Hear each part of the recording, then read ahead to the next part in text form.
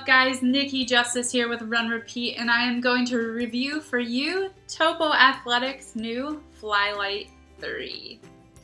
So many of you are already die-hard Topo fans, like myself. But if you haven't gotten a chance to check out the Fli-Lyte 3s, you really have to. As soon as I opened the box, I was elated to see the new updates to the Fli-Lyte 3.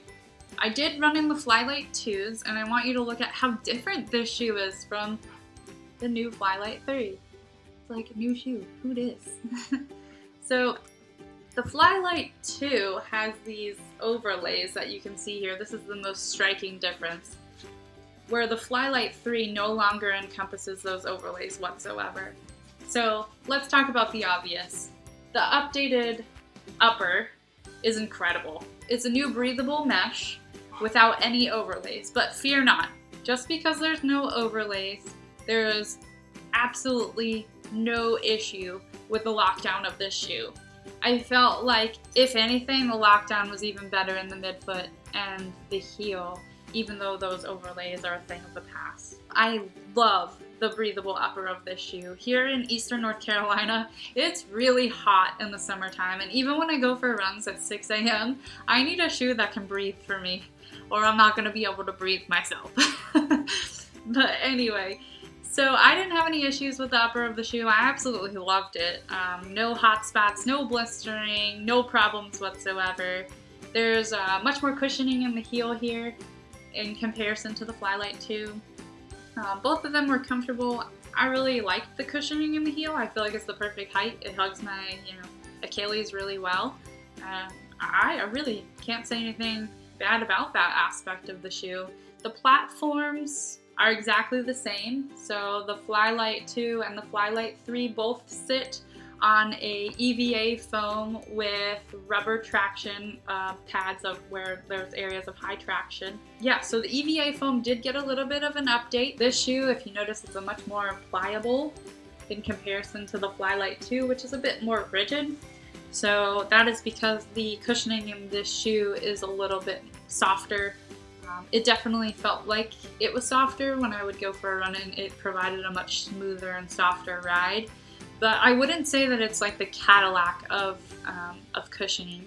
I think that the Fli-Lyte 3 really does encompass the perfect balance between cushion and responsiveness. Just to touch on that a little bit further, I've ran in all different distances in this shoe. I've done upwards of half marathon distances in this shoe, as well as, some speed work and 800-meter repeats on the track, and I think it does amazing at both. It's an incredibly versatile shoe, so I never found myself wishing that there was more cushioning or anything.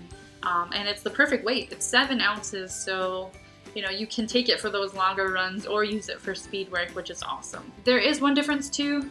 The Fli-Lyte 2 used to have kind of like a rubber toe cap bumper, where the Fli-Lyte 3 doesn't have that anymore. And I do wonder if, you can feel that there's something in the inside, but it's not on the outside.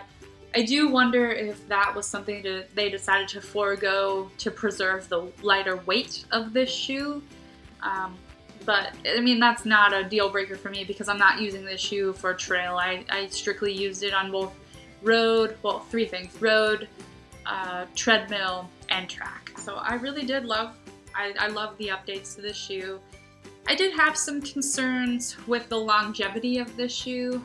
Around mile 10, I was already getting some pretty significant wear to that EVA foam on the bottom of the shoe. The outsole, I would hope that it would last upwards to like 300 miles. That's what everyone can hope for. So I do want to know how long the longevity, that is a concern for me, of this shoe.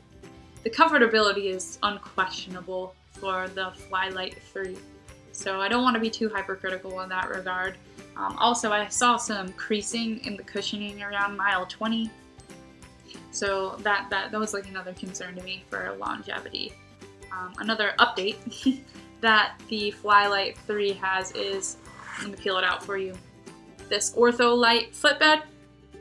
It's antimicrobial, so it's supposed to eliminate, odors.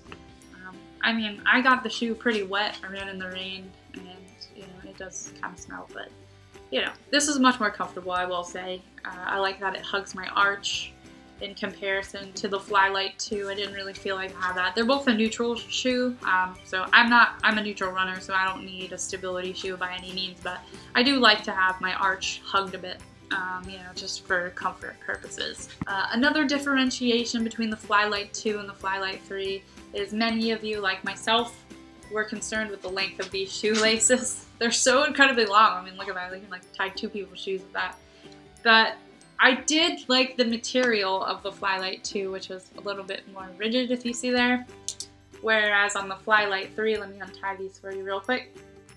It's kind of like a little bit more of a silky feel.